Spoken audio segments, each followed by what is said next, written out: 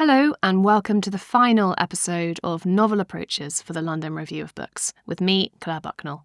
I'm a Fellow of All Souls College, Oxford and a contributor to the paper. And today our subject is George Gissing's New Grub Street, 1891, often read as the first major English novel to put authorship, business of writing, at the heart of its plot. To begin, and to get us in a cheery mood, let me quote from an admiring review of the novel in The Spectator for May 1891. Mr. George Gissing has never written a more vigorous or more depressing story than New Grub Street. As will be inferred from the title, it deals with the lower grades of life in the world of contemporary literature and journalism. What makes the novel so unrelievedly melancholy is not so much the prevalence of an atmosphere of sordid misery, though this undoubtedly has its effect in lowering the spirits of the reader. It is the persistent, dramatic and narrative vigour with which Mr. Gissing embodies his conception of a world in which the man of genius or fine literary skill is pushed to the wall or trampled underfoot, while his rival, with nothing but a poor surface cleverness, triumphantly reaches the goal of success.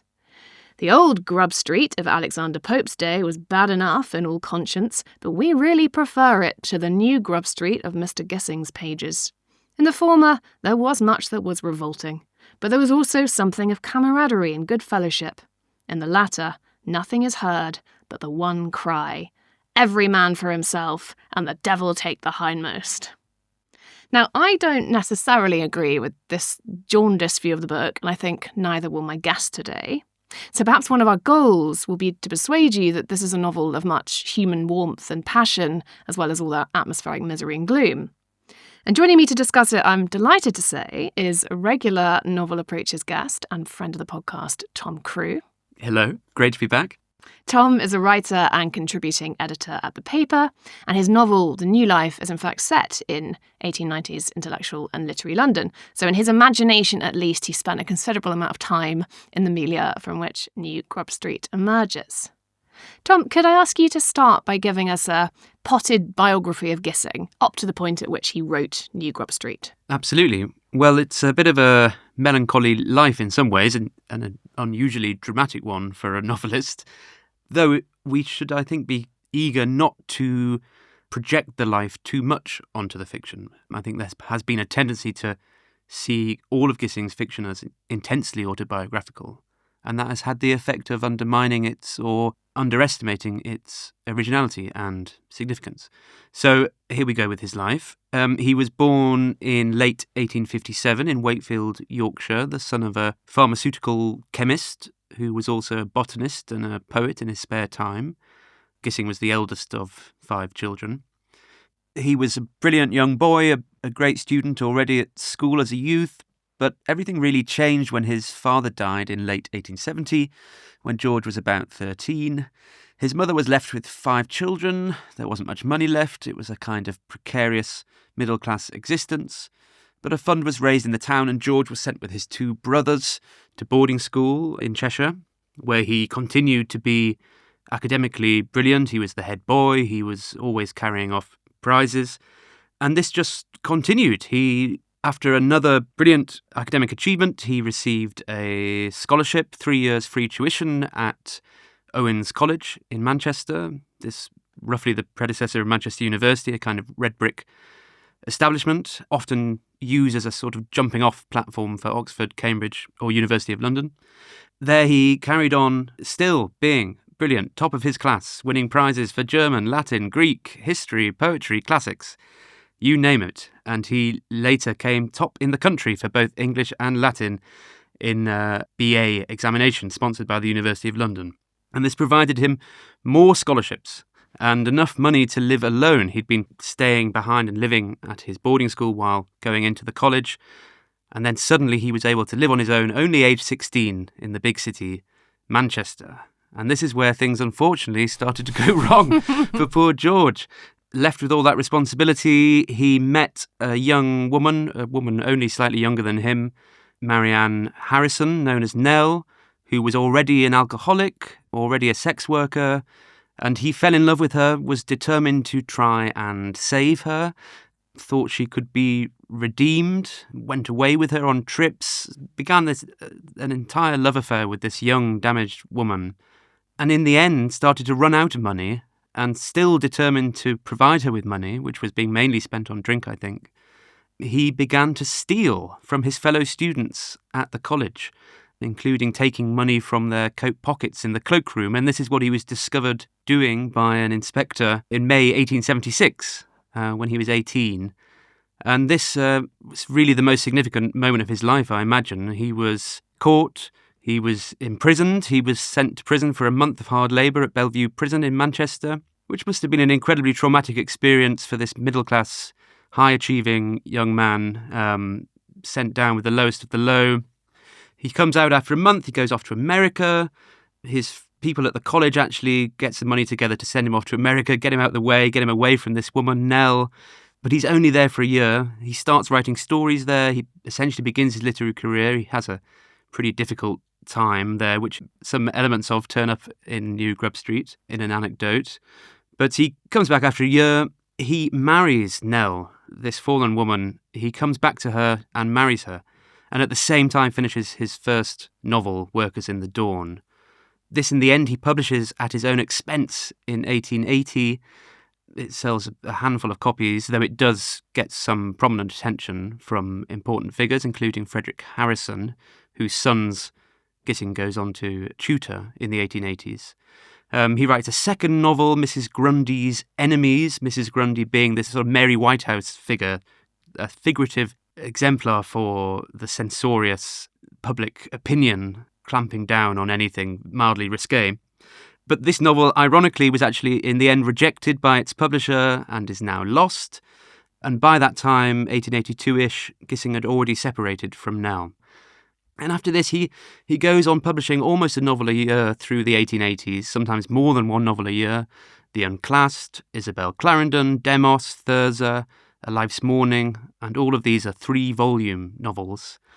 And it's just an incredibly difficult period for him. He has very little money. He's mainly writing for money, relying on these books to make money. He's very lonely. He's pretty miserable if you read his diary. He's bitter. He's very conscious of this unclassed position, the fact that he is in limbo. He was raised middle class. He has middle class values. He's incredibly intelligent and intellectual, but he's fallen out of the society he wants to be in. He's in these shabby lodgings and he's got no money and he's selling his clothes. And a lot of this comes up again in all of the novels, but especially in New Grub Street. And he's writing these books and he's having a very difficult time writing them. But he is a perfectionist and he's not churning out rubbish. He's working incredibly hard at them, constantly starting over, scrapping, revising. So it's an impressive period of time, though not very enjoyable for him to live through. I think the key moment comes when Nell, who he separated from, as I said, he discovers that she's died in February 1888. There's a great description in his diary where he goes to see her body in this sort of terrible bare lodging room with hardly anything in it. She's got hardly any clothes. It's a shocking scene and an amazing description of it. But this sort of really steals him, and he writes a great book, The Netherworld, which was published in 1889. I think it's his best book up to that point. It's also the largest sum he ever received for a book up to that point, £150. And it gives him the opportunity to go to the continent for the first time. He goes to France and Italy. He spends some months away. It's a kind of revelatory experience for him, a wonderful experience. He comes back, he writes The Emancipated, his next book, and then he goes away again, back to Greece and Italy.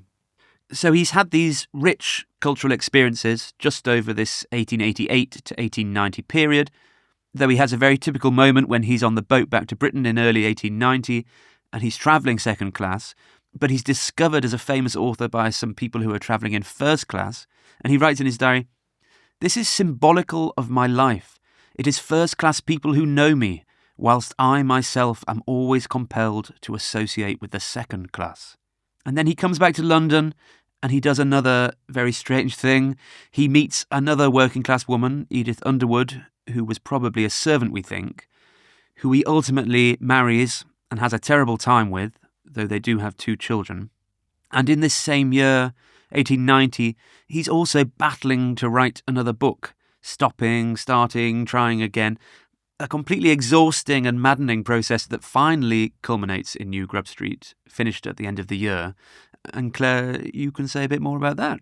Yeah, I mean, my understanding is that New Grub Street was written in a tremendous hurry at a speed which must terrify all of us who write, in less than 2 months flat, no less than 20,000 words a week. And the reason why it had to be written so fast, you just mentioned Edith Underwood. Gissing needed money fast if he was going to marry her. And at this point in his life, after the death of Nell, he was tremendously emotionally and sexually lonely, feeling very alone, desperate for female companionship. And of course, it's not like he can live with this woman if he doesn't marry her, particularly in view of his social aspirations. So he courts her unchaperoned in private in his flat, and at the same time, in this desperate hurry, writes New Grub Street. But then it's this tremendously brilliant novel, which is admired by the critics. He doesn't get a huge amount of money for it, the same as he got for The Netherworld, but it enables him to marry Edith, and it enables him to get these lucrative magazine commissions and to be in a much stronger position for his future novels. Where would you say it sits in relation to the novels that he had already written? How should we think about it in the context of how he was developing as a writer? Well, I think the kind of obvious thing to say would be that the 1880s, it's a period where he's writing books concerned with slum life, with the industrial working classes in London. It's a very political concern. He's determined to show the conditions in which people are living and engaging with socialism and this kind of thing. So he's seen as someone who works in that area. Though I think the earlier novels are more interested in trying to create scenes of reconciliation and between classes, trying to find a way of bringing them together, which I suppose is more in the Dickens-Gaskell line. But I think what makes The Netherworld distinctive and a breakthrough is that it really abandons that attempt. I mean, it's all working class characters. There's not a single character who's not part of this world. And there's not really very much hope in it. There's not really a scene of redemption or escape. So I think it's a study of a group, of a world. So it has this kind of close atmosphere. And I think that was an important discovery for him. And I think we can see that being carried through into New Grub Street, where again we have really a study of a group of people united by shared concerns, shared socioeconomic conditions, who were all battling over the same turf. And I think there is a kind of social Darwinist feeling. I think the Spectator reviewer talks about the struggle for life or struggle for existence. And I think that becomes a great subject for him, as well as that feeling of the individuals within the group, how they feel to be part of this group and how it makes them feel to be defined against the groups they can't quite gain entry to, which, of course, was one of Gissing's personal feelings. Yeah, so it is a novel with a large cast of characters, as you've said, and they sort of weave in and out of each other's lives. So essentially it charts the fortunes of a handful of literary men and women in London in the early 1880s, so 8-9 years before it was written, and each of them have very different ideas of what counts as success in their work. And it depicts how their different attitudes and abilities impinge on their circumstances, their families, and their chance of romantic happiness. And one of the central threads concerns the able but not very successful novelist Edwin Reardon, who has made what turns out to be an imprudent marriage to Amy Yule, who is a woman who likes the finer things in life and grows sort of increasingly disappointed and embittered by her husband's failures to sell books, as she sees it. And a large part of the novel is this brilliant depiction of the breakdown of their relationship in sort of agonising slow motion. And then, sort of at the other end of the scale, there's Reardon's sometime friend Jasper Milvain, who's another young man without independent means, who's trying to make his way in the world of books. But Milvain is very astute commercially, and he knows that he's got to make the sort of smart marriage that will give him the social position he needs to allow him to succeed. But then what happens is that he falls disastrously, well, half falls for, I think we'll probably discuss that, this very sympathetic character, the penniless Marion Yule, Amy Yule's cousin, who is to be found working on these miserable-sounding articles on literary history in the British Museum reading room. And how their engagement progresses and eventually falls apart is one of the sort of saddest threads of the book, I think. Marion is the daughter of Alfred Yule. There's a lot of Yules at this Yuletide moment, who is a true horror of a middle-aged man of letters who loathes his rivals and terrorises his wife, this poor, lower-class drudge woman whom he resents for embarrassing him and not being more cultivated. And there's a whole plot involving a possible inheritance windfall for Marion that could save the Yules from their poor fate and enable her to marry Milvain, but let's just say that doesn't work out as hoped. My personal favourite is a faithful friend of Reardon's and Milvain's called Harold Biffin, who is desperately poor, but he refuses to let hunger or the need for a good winter coat get in the way of his aesthetic principles, and at one point almost dies in a fire attempting to save his experimental realist novel from the flames. In a really marvellous scene.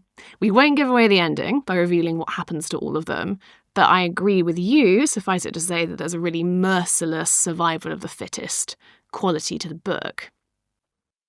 If you're listening on the LRB podcast or on the free version of Close Readings, then I'm afraid we're going to have to leave you there. But if you enjoyed this conversation and want to hear the rest of it, and trust me, there's a lot more of it, you can do that right now by subscribing to Close Readings. And that will give you access to all our other Close Readings series as well, covering literature from ancient Greece to the present day. And you can find details of how to do that in the description or go directly to lrb.me/audio. That's lrb.me/audio.